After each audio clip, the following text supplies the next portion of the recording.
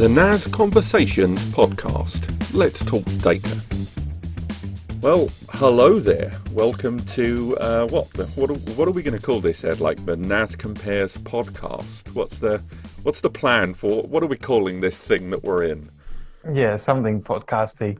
NASConversations. I'm going to go with NASConversations. Hello, everyone. This is myself, Robbie at NASCompares, and that's Eddie down there. Eddie, Yeah, that's me, Eddie. Yep. And this is something a lot of people have been asking for, at least on the channel for a while. We know it's niche, and we've just decided to come into the podcast market right at the end before it's completely out of fashion.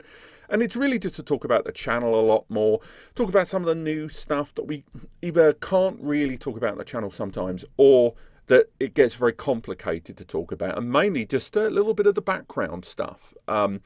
But before we really get into the nitty-gritty, this is probably going to be a longer podcast than a lot of the other ones. I mean, Ed, if I say the word podcast to you, what are you thinking? Are you thinking, fantastic, funny, or are you thinking, my God, two people talking until the very end of time? What are you thinking? Generally you would expect something either really boring or really exciting. So it's a long stretched conversation where you can't see a face, so you can create a character in your own head who is talking sometimes whenever you don't know. It's like fabulous. Sometimes you're a hell of a salesman. Sometimes the conversation can get heated because it's more relaxed than normal YouTube video with edits and things like that. I think people might enjoy this. It's probably occurred to a lot of you in the past when we're doing a lot of the Zoom videos over on the YouTube channel that me and Eddie aren't next to each other. We're about 300 miles apart currently when we work. And we do, when we're planning anything for NASCompares, be it some more elaborate content, some of the stuff on the blog, or some of the approaches, some of the changes, some of which we'll talk about later on in the video. We do like a weekly call. It's like an hour and a half normally. So we just thought, if we're doing these calls anyway, why don't we just let you guys in on it?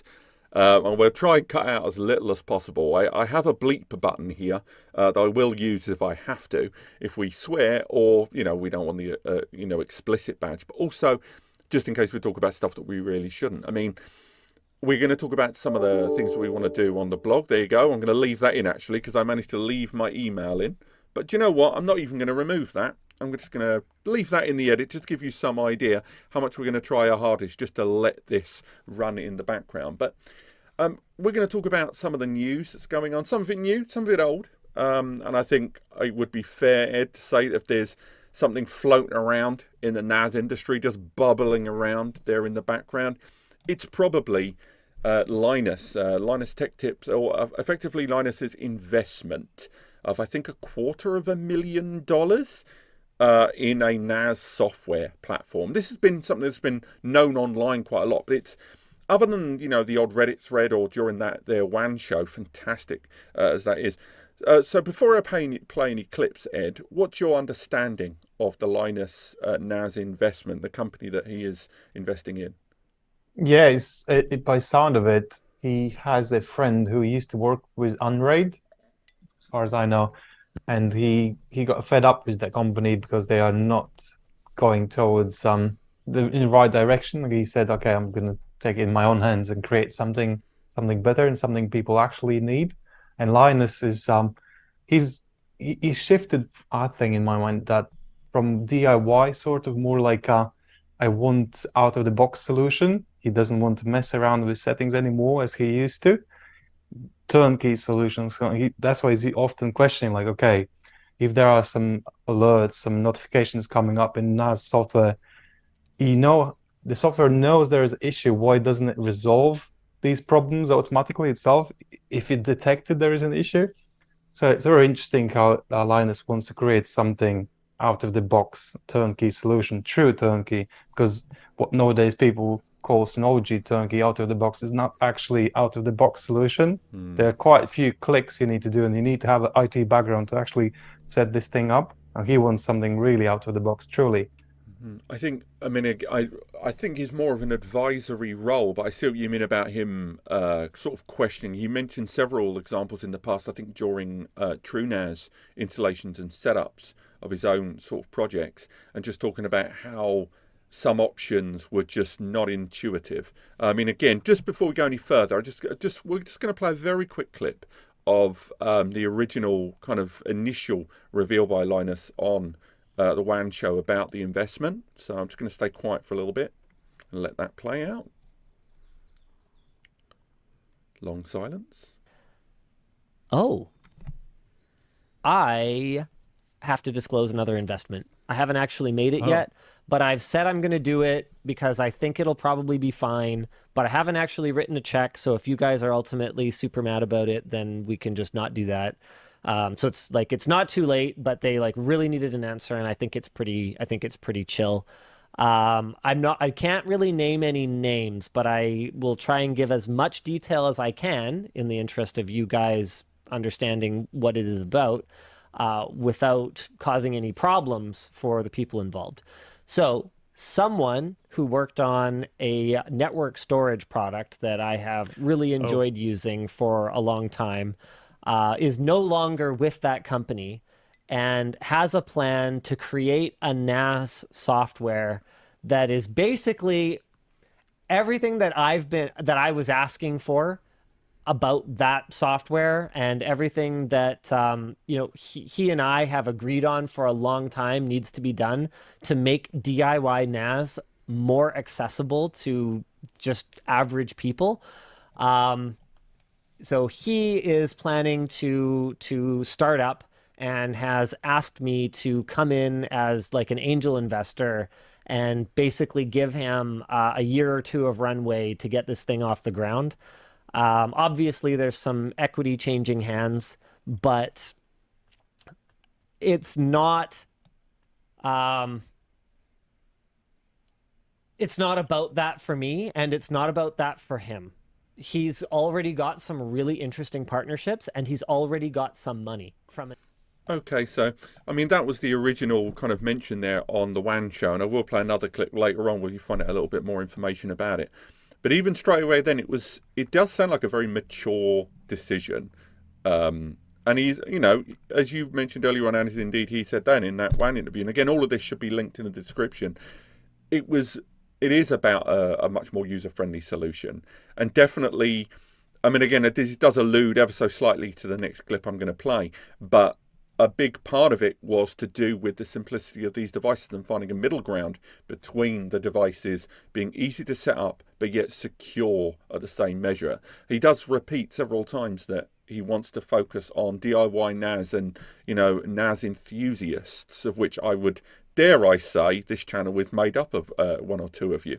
But what we'll do is we'll just play another very quick clip. I'm not sure we're going to be able to monetize any of the stuff we're doing today, but who cares? But real quick, we'll just play. This is within reference. This is very recently, this one, with regards to the WD cyber incident we talked about. We may talk about that later in the podcast. We're just going to open it up there in the background. Hopefully this is the right clip.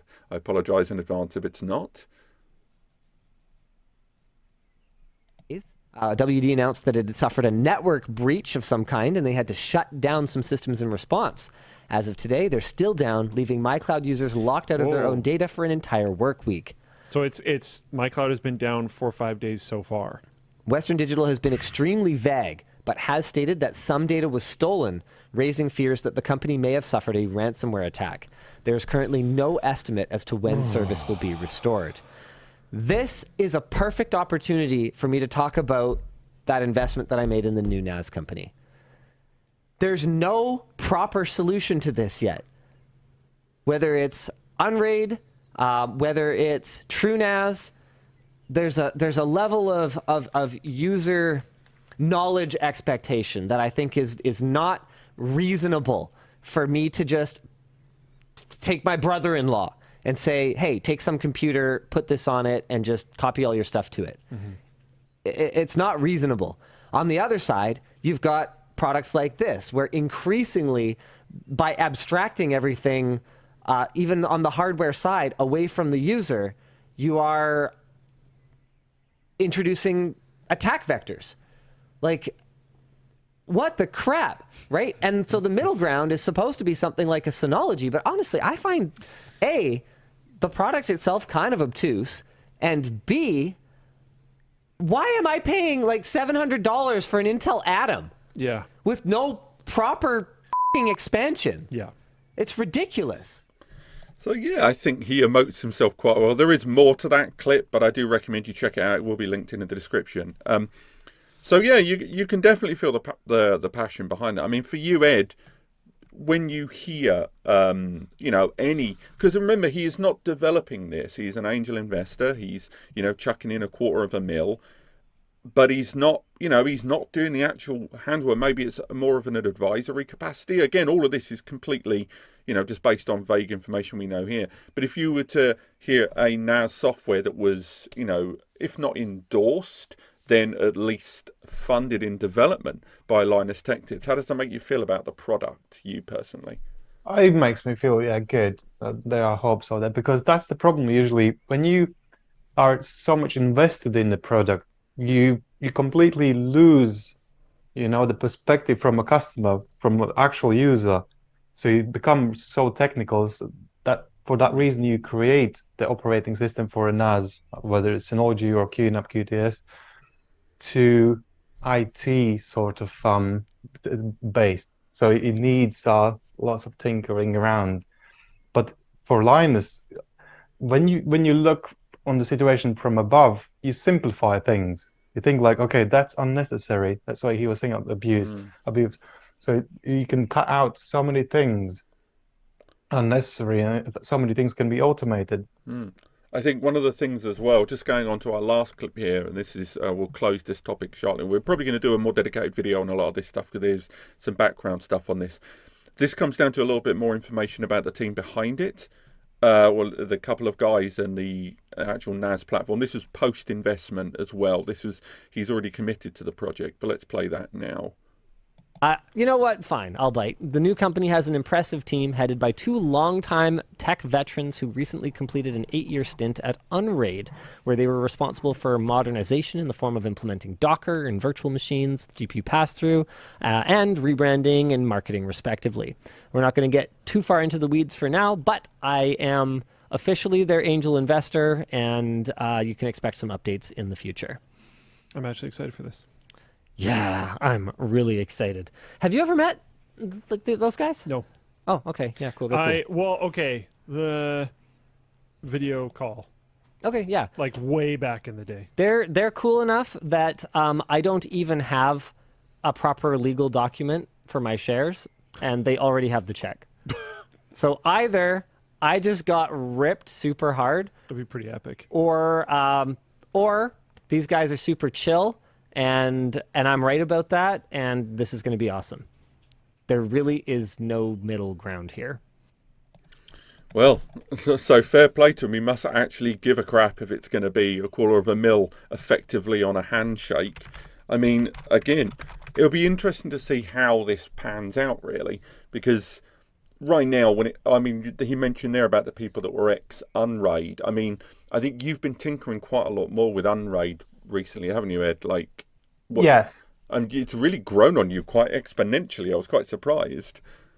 Yeah, Android is quite cool operating system, because you can mix and match drives together, unlike QNAP, or, for example.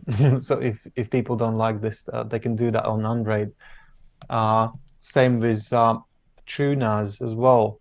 You might actually achieve this if you have command line skills, things like that, but normally there's no easy way to mix and match drives, and Unraid offers you that. And not just that, also easier recovery. The way you can choose the data has been written on disks, so in so many cases it's easier to get your data back from Unraid compared to other raids.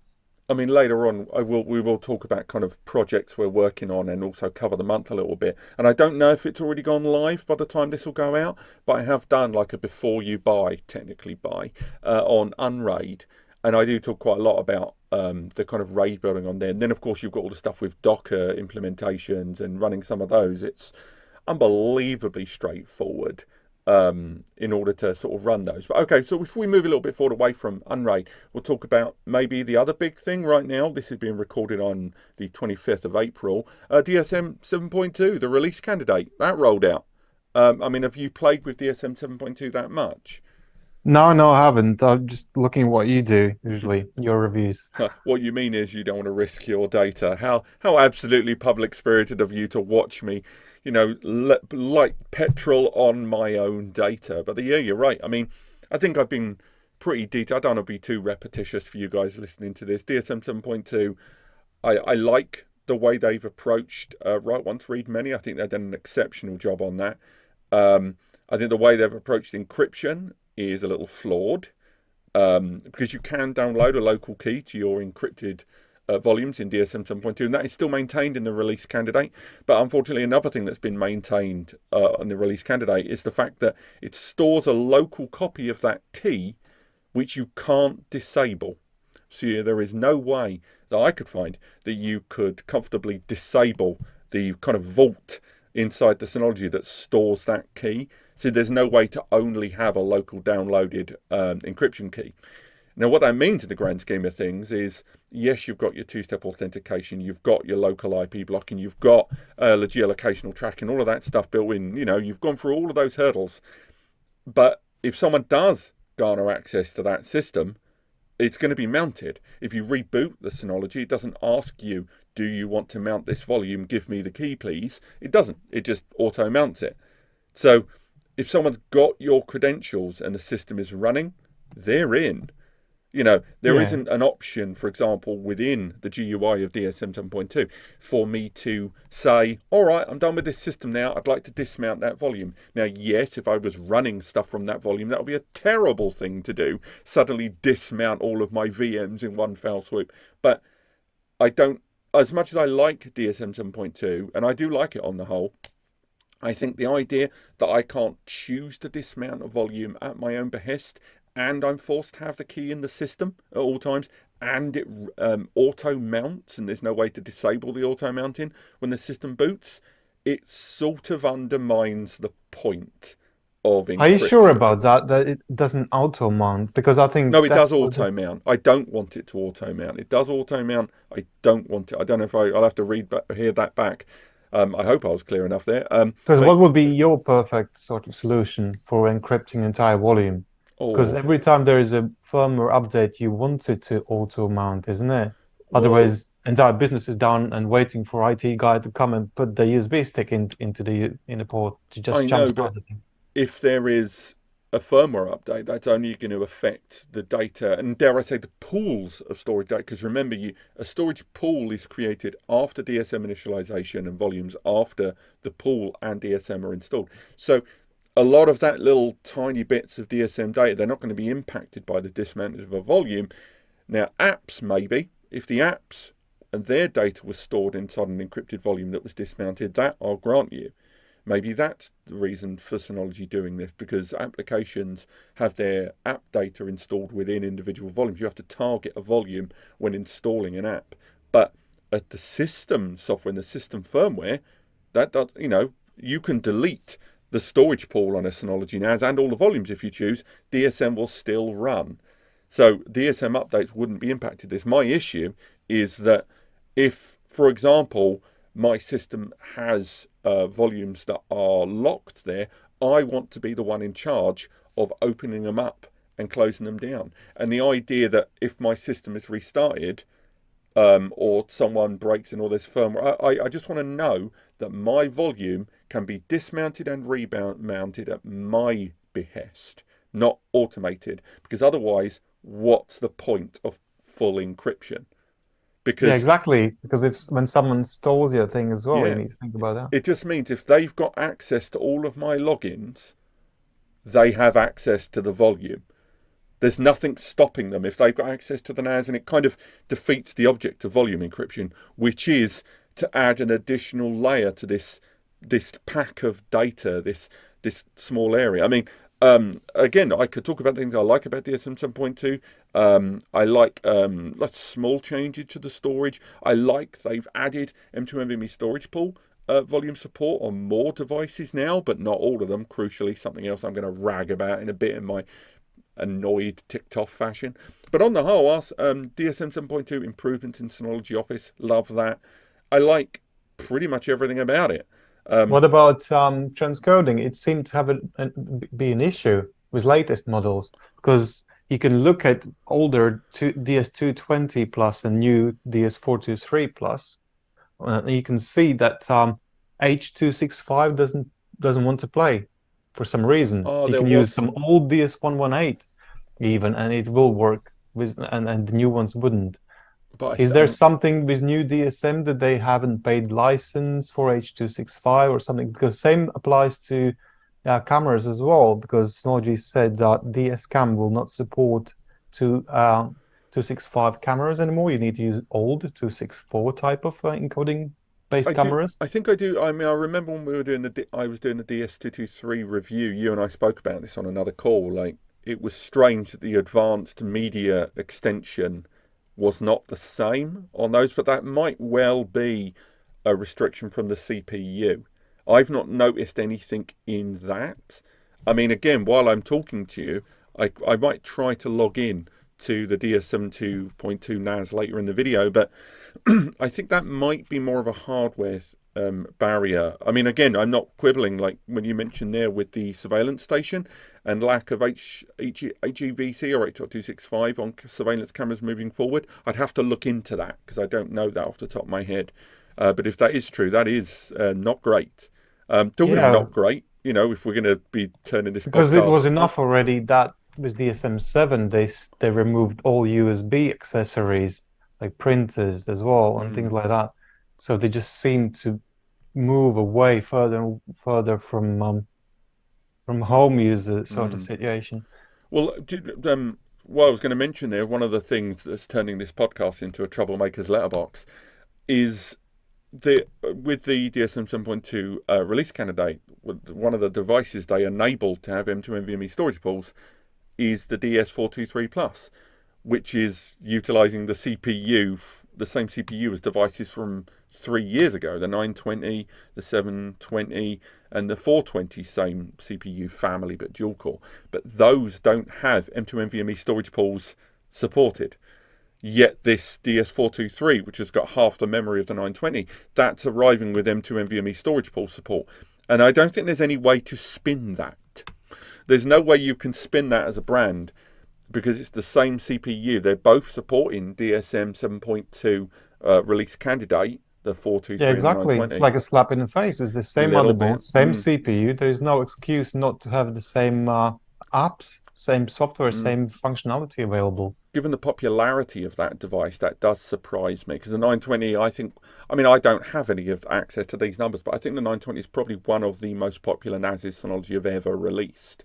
So it would be really odd to me that they're not going to enable M2 NVMe storage pools on that device. Indeed, in the video, the release candidate video I did that just highlighted some of the differences between the RC version and the beta, I mentioned on there that after a few of you guys at home asking about this, I took an NVMe that had a storage pool on it from a DS923 and then just plugged it into the 920, the same way that you would migrate drives over between different Synologies and the same way that you can make an SHR that works on a lot of devices. If you move that over to, say, an XS series NAS, even though it's not supposed to support SHR, you migrate it over physically, it will see the SHR. So I thought, do you know what? I'll give it a try. And I moved over an existing pool and volume that was on NVMe's from a 923, moved it into the 920 with DSM 7.2, didn't work. And it said, you need to reset this. It was quite an aggressive little front there. Just go, nope, you've got to reset this. Wasn't even prepared to entertain it. So it's definitely a conscious decision there. I'm really, really surprised by that. But yeah, I mean, unless you've got anything else to add on that, I think we should move forward. Maybe talk a little bit about NASCompare business. Yeah, exactly. And I was also thinking, like, because soon they will cut off DSM 6.0, and there are so many people still running DSM 6 for the reasons above. Also, Synology moments and stuff like that. It's going to be pain, really, in the to switch over when they will say, okay, there's no more support for DSM 6. And you need to move on, and then I don't know what's going to happen at that point. But just moving forward slightly. So before we carry on talking about other little news bits during the week, you know, we've just, if we're going to go with this podcast theme, you know, 20 years after it was cool, Why don't we talk about the Discord? Thanks to a user, let's give him a shout out. He doesn't want to give his real name. Don't we live in the Danger world of the Mouse, yeah, internet? thanks. Danger Mouse, which by the way, solid name. I think we've all got the music in our head. You and Danger Mouse have been knocking your heads together, and we now have a NASCompare Discord. And I'll be honest, I'm so fantastically old school. I mean, I'm looking at the Discord now while I'm talking to you, and I mostly understand it. I mean, I was born of the days of MSN Messenger and ICQ, so this is quite intriguing. I mean, is there any? I mean, I'll leave it to you. Really, you're more in the driving seat on this one than me. If you want to chat about the Discord to people, go for it. Yeah, exactly. Big thanks to Danger Mouse because I had no clue how to use the Discord anyway. I used it before for some reason, but I never got into it because all I was thinking it is like a big chat IRC thing which you don't want to be part of because you don't have time chatting all day long. But it turned out to be something a bit different than that, a little better, like chat 2.0 option because people actually write in full sentences. And it's not just that, you can create separate channels about different topics. And on top of that, you can actually have a forum as well. Because the first thing what was crossing my mind, okay, there's a chat. How can this chat be in any way SEO friendly? Because in my mind, whenever I put out any content piece, I want to help as many people as possible out there in the world. And if it's a chat, that means you're helping this one person at the given time, and no one else will benefit from this information or in your time given. But actually, there are things called forums at the very bottom of Discord. Actually, at the top, there's a general chat, and then there is a forum chat, which means that people can actually come back and look up some frequently asked questions, for example, or topics where people can join in and talk only about that one subject, and nothing disappears. But otherwise, generally, you have these channels which we broke down into things like news announcements. So whenever there's a new NAS released, you're going to have an update in there. Also, security vulnerabilities, for example, if there is a new update in the software, you can go there and you'll be notified actually that there is an update available. So you can install it. So otherwise, you risk danger of hackers getting into your system. There is like events, NAS events, whenever there's like Synology open days or solution days or Computex as well, yeah. expos, you can go and find them there. Then there is I call it Pimp My NAS tuning and adding, because so many people actually replace their CPUs in the NAS and RAM and add some accessories, AI cards and things like that. So they can talk about the ways they can actually tune their NAS to make it faster on a hardware level, or tune their software to get better 10 gigabit speeds, for example, or better transcoding, or enable drivers for transcoding and things like that. I mean, I'll be straight with you. It all sounds pretty cool. I mean, again, I'm only sort of firing in and out of it right now, and I know this is obviously early days, but ultimately, I mean, we're kind of heavily relying on you guys to tell us what you want from this, because we added the Discord because it was requested so much. We've got the free advice section. We run the Ask NASCompares forum, and ultimately, to kind of give assistance, we have to be there and presented in a way that we can be found. And Discord seems to be, one of those big ways forward. So if you are listening to this and you are, a common Discord user, tell us what we're doing right and wrong on there. Tell us the ways in which you would improve it. Because, again, huge respect to Danger Mouse and the assistance that he's given us on this. But again, whatever input you guys have got, let us know below. With regard to Discord, we're probably going to put out a dedicated video on this as well on the channel. We may already be live by the time this has gone out, but I still nonetheless would be great if you guys can just let us know a little bit more kind of about that. Yeah, actually on the NASCompares front page, I put like a poll there where people can put in their suggestions or vote for options that are already listed. So that would be a way of helping us to shape that Discord channel. I mean, ultimately, we're only going to put out what people want. So, again, when you mention SEO, when we're doing a lot of the stuff there, Discord, it really is just one of those platforms where you're not going to be found online for it. We're just leaving that as a phone on the table for people to use. But okay, moving forward, we talk a little bit more. What do you think, Ed? Do you want to talk about a little bit of news, or do you want to talk about a little bit of content? You decide. News, we can do news. Always Boom. Let's talk news. I mean, again, we could talk about some of the stuff we've discussed already previously. There's all the business of everything that's going on right now with WD and that security incident, which, by the way, they are being so quiet about. It staggers me how quiet they are being about this. I mean, yeah, I was wondering, maybe, they have cash. They might pay for the silence few people, stream this is the bloggers. thoughts and feelings of Ed privately and does not represent, etc., etc. Please don't sue us. But no, I just think given that the original TechCrunch article has spread like wildfire online, it's kind of really surprising to me, that the hackers did volunteer, that they alleged they'd taken 10 terabytes of data and they spoke with WD about it.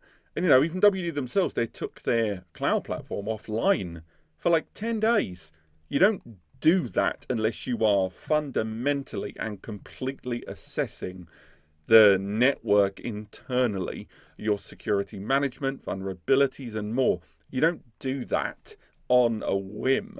And they got so much negative PR over that. I'm not going to say it's the same as, SMR and stuff like that, but it kind of blew my mind that WD can take their platform, their cloud platform, offline for, about 10 days and show people eventually a very convoluted fashion to access their NAS on the LAN for those that hadn't already enabled it, and for it not to be a big story, a bigger story than it is, if you know what I mean. They have sort of got away with it. I mean, whether they're going to hemorrhage a lot of users, who knows? And talking, the next thing we'll talk about here, looking at the news, and this is something that you found, so I'm going to hand this over to you, and that's the new Asustor NAS that definitely isn't a PlayStation 4, even though I've never seen a NAS look more like a PlayStation 4 I think it looks more like a PlayStation 4 than a PlayStation 4 does. But yeah, it's over to you, Eddie. What is Yeah, the exactly. new They NAS? released two new NASs called Flashstor, 6 bay and 12 bay. You can put NVMe's in there. So why I love this thing actually, because this is something similar to QNAP DX series, what they used to have, DX 453 DX, and that used to have M.2 slots in there and 2 hard drives and 10 gigabit port. But they messed it up a little bit because 10 gigabit port with hard drives and SATA and It was SSDs. SATA. It was M2 SATA. It was too slow for the 10 that port. So I was thinking, home users found it too expensive, and video editors found it useless because too slow, basically. Even though the 10 gigabit port was there, and then Asustor came up with something what people were looking for. So there is a 10 gigabit port and NVMe's inside, 6 or 12, you pick. But they call one option 6 bay is called for home users for 4K streaming, and the 12 bay is for video editing. But in real life, actually, both of them can be used for 4K video editing because the cheaper one, 6 bay, can achieve 500 megabytes a second, 600. That's fast enough for 4K editing, and it's going to cost cheaper than the other one. And the other one, if it's not enough with 6 bays, you can have 12 bays.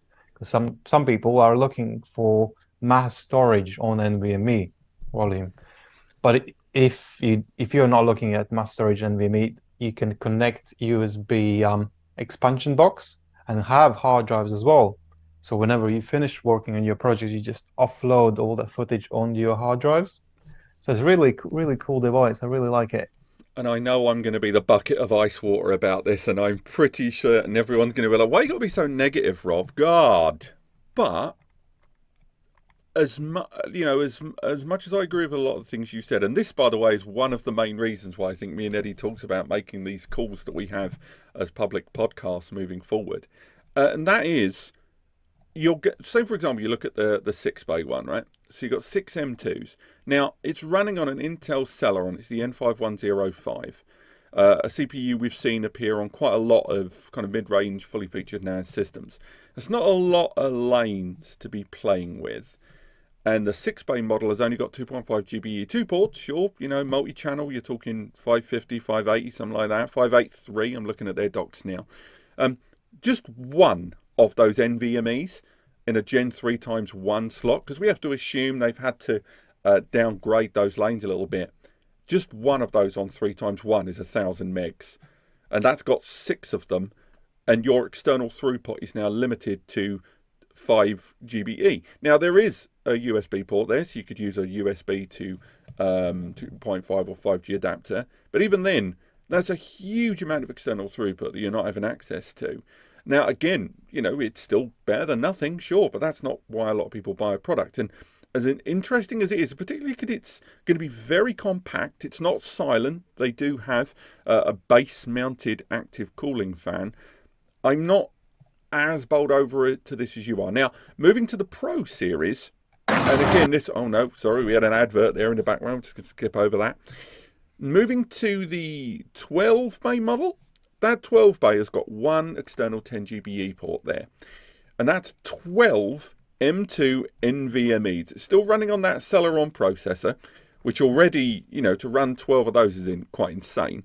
But it doesn't have the 2.5 GBE, so it's not like a case of a couple of 2.5s and then it's thrown you a 10. It's one single copper 10G port, not even a couple of fiber ones. I would rather lose some of those storage bays and have at least 2 10GBEs or fiber. Now, maybe there is bandwidth limitations there that I'm not being made aware of, but I think if you've got the PCI lanes for those, you've got PCI lanes that you could have converted into at least one more network port. Had this been an 8-bay or even the 6-bay with M2s with 2 SFP kind of fiber-based 10G ports, I would be on that bandwagon with you, man. I would love it. But it's the idea that it doesn't, it feels like a huge amount of internal processing, throughput, I should say, that externally is not being realized. And I think, I think we're going to have to agree to disagree, because most of the way through, I can hear you breathing, going, "You son of a gun." But I'll give you right to reply real quick. Sorry, you go ahead. No, I think they have to make something cost effective. That's why they're using Celeron, and this Celeron is actually not too chubby. It has 16 lanes, which is fast enough, really, for whatever you would need. And if they say this is 4K editing NAS, you don't need 2 10 gigabit ports. Why would you? Because with a single 10 gigabit port, you can already connect 2 up to even 3 4K editors easily. And yes, they could reduce the number of NVMe's, but I think they did that for a reason, just to have really bulk storage in NVMe's. Oh, do you know what? I'm going to save this for the dedicated video on that. Again, this may be one that's already live, but I'll tell you right now, I'm not as keen as you. I find this throttling, and that idea you mentioned about 4K editing, I think even one 10G port on real 4K RAW, what people want are NVMe's for editing. What they don't want is an NVMe for editing being throttled and strangled, I'd say, to 1,000 megabytes per second. But agree. All you need is 300 megabytes a second per 4K stream, so you can squeeze in easily 3 people on that thing. See, but 4K edit slightly. But do you know what? We might be treading on the toes of our own video there. Okay, so carrying on with the news, we can have a little look with this. Now, you might have seen more on this with the USA and China. Basically, Micron has been threatened, or as stated in a golem.d article, that the US manufacturer Micron is being threatened with an import ban in China, and that the US government wants Samsung and SK Hynix not to close the gap. This all relates back to the semiconductor and the NAND shortages, and the ongoing or on-off going trade restrictions due to the trade war that's floating around. I mean, I think right now the US has realised now for a long time that they are kind of at the behest of the East with regards to semiconductor availability. We talked about neon in Ukraine and stuff like that, and the impact of that conflict. But still, nonetheless, this kind of background stuff, this inside baseball stuff about the availability of NAND production and manufacture, I'm kind of really surprised that it's being so publicly addressed. And a number of reference points. Again, I'll link to this in the description.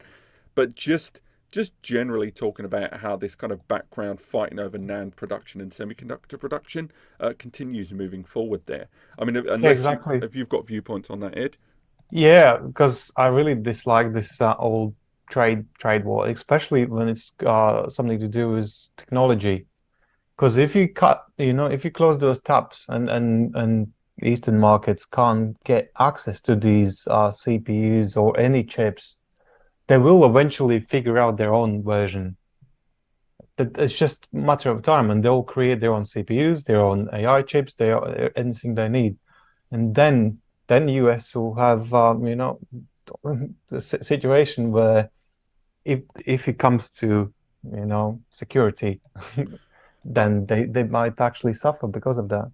See, I don't know. I think I mean, of all the ways to draw a line in the sand between security, the US and China, and all the ways, there's one might argue when it comes to trade restriction. I'm going to have to be very delicate with my words here, but yeah, exactly. There's lots of reasons why regions may be held to account by other regions and countries. You can see I'm doing this tightrope walk. And I'll say right now that for all the reasons that there may be trade restrictions between these blocks, I'm surprised that this is being one of the aggressively pursued ones. There's lots of reasons I think that these regions would have differing opinions on certain matters, but I'm kind of surprised that these brand and the manufacturer and their output is, being targeted here. But moving swiftly along, we can talk a little bit more about some of the other stuff that's going on. Let's bring my notes up there on screen. Now, I mentioned this in one of my Kickstarter sort of coverage videos recently, and that is a Kickstarter called HYPERAID. I'm just bringing it up here on screen because I did not realise how many people in the comments and our subscribers were being affected by this. And I think this harks back to what we were talking about with the likes of Storax. And indeed, again, self-plug, the video that I did about the history of Kickstarter NAS campaigns.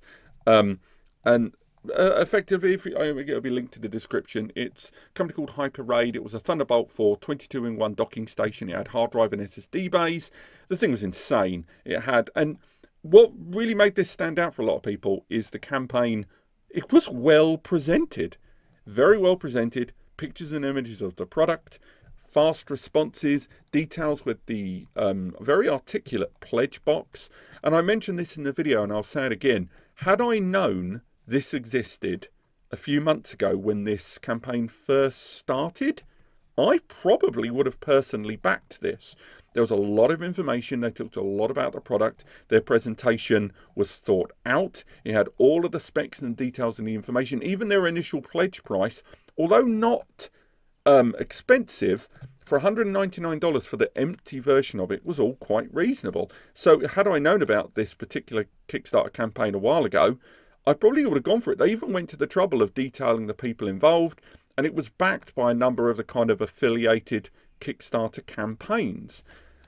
But it's now becoming increasingly available through the lack of official updates, the last one being January the 10th, and continued comments of everyone effectively saying that this ain't coming, there's been no more updates. And this was post pledge box, this was post everything, that they have legged it. So whether this was a scam or pure and simple, or this was a campaign that got out of hand and then the people behind it have realised they're in over their head. But now we're up to around 350 comments, and they ain't good, my friend. They are not good. There's the usual, I hereby, call my right for Kickstarter to step in.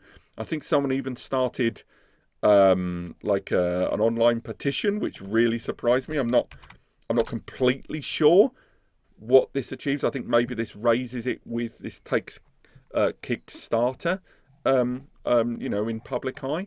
But I mean, for you personally, I know you've been quite outspoken, at least with me, about your feelings about crowdfunding with a lot of NAS campaigns.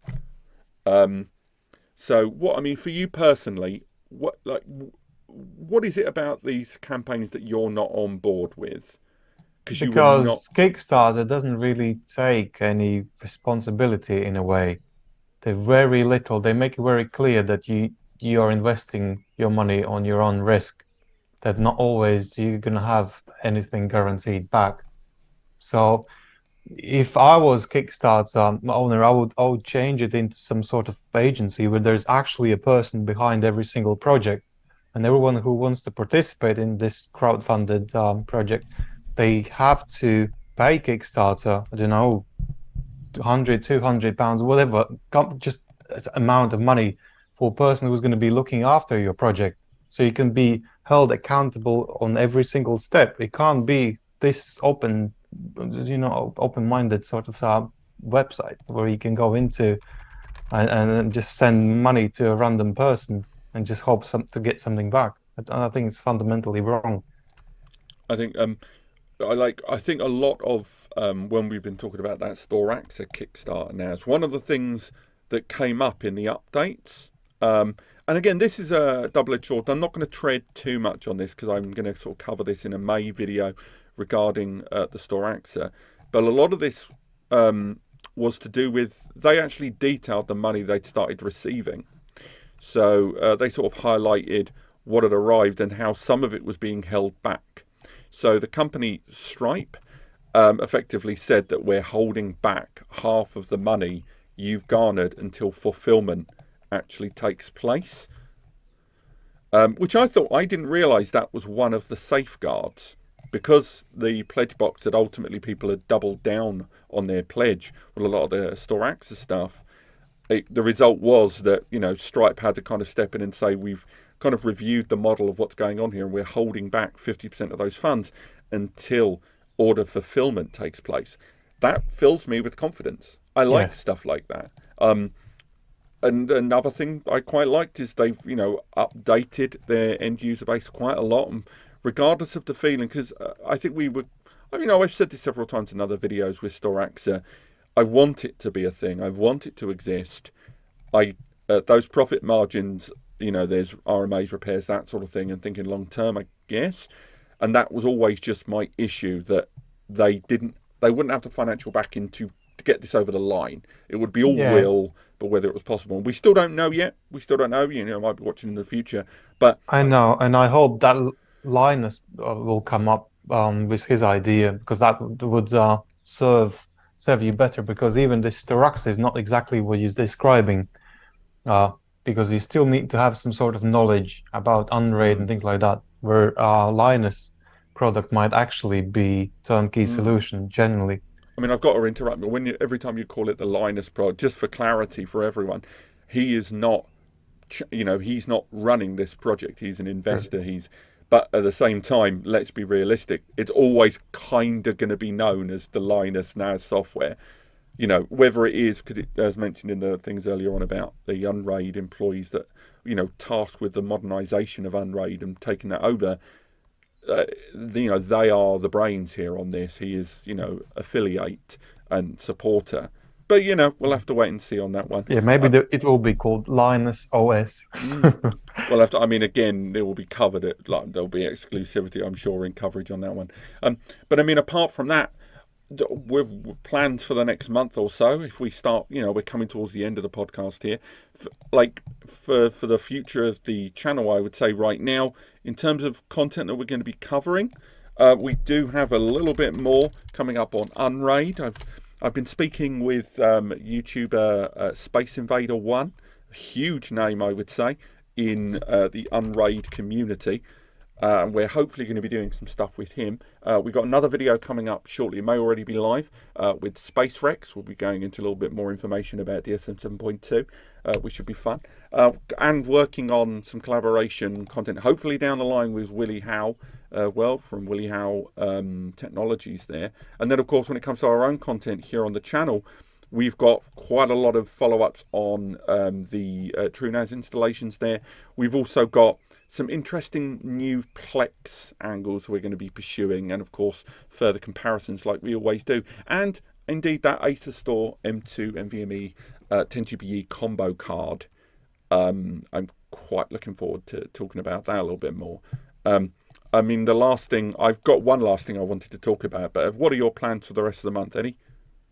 Yeah, Discord. I want to polish that and finalize it properly so people can actually find it engaging.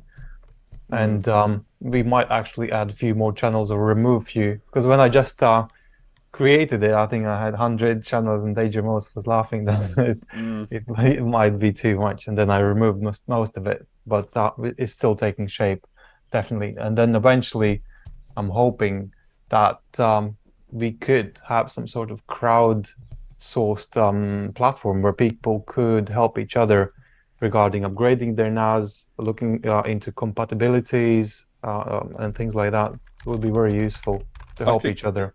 I was going to say, because one of the other things I want to do in these podcasts is kind of an Ask Me Anything style. And the reason I bring that up is because sometimes some of the stuff in the background of NASCompares I desperately want to talk about, but I just can't, because there isn't a suitable avenue to discuss those things. So, for example, when it comes to the free advice section, I think I've been pretty clear on this. Ed does a lot of the work on the free advice section on there. And to say that that gets bombarded, I think is a fair statement. It's not, there isn't like, on average, how many people come through on that every day, like free advice wise. It's like, I know it's double digits, but is it like 20, 30 average a day? Yeah, it's a lot. It's not just that. It's also comments and now Discord, emails. So it's a question of finding the efficient line on that one as well, which is always the uphill struggle. And exactly. And I want also, because there are people who actually contribute and help with donations when we help them with questions. And I want to give back a little bit as well through Discord, either to join them into a private chat, something like that, or private inner circle, something like that, so they could come back to us anytime, and we're gonna help them, or some sort of giving back. But I mean, ultimately, as we wind this podcast up, we'll see how long we do this for. I hope it's long term. Who knows? Maybe this will be a testament for the future. But seriously, guys, in the comments, ask us anything about the blog. Ask us about the YouTube, ask us about the way we do things, maybe even how we do things, and we'll share as much as we can, because it'll be great to actually be able to talk about that, because it's very hard to talk about that when you're talking about a video about M2 NVMe cache and then popping on the end. By the way, the free advice section gets a lot of comments. But no, I mean, let us know your thoughts. What did you think? What's your thoughts on the Linus Tech Tips NAS software investment? DSM 7.2, Kickstarter, NAS's Thoraxa, and that HYPERAID. Were you affected? Your input on the Discord and more. And of course, Ed, thanks so much for hopping on the call as always. I look forward to speaking to you shortly. Is there anything else you've got to say to the lovely people at home before we run away to our lives? No, we will talk in comments probably. No worries. Then thanks a lot, guys. I hope you enjoyed this. Again, let us know your thoughts. But apart from that, this has been the NASConversations podcast. God, that sounds naff. I think I love it. Yeah, we'll need a name for it. I think I love it. All right then, guys. We'll catch you on the Flippity Flip.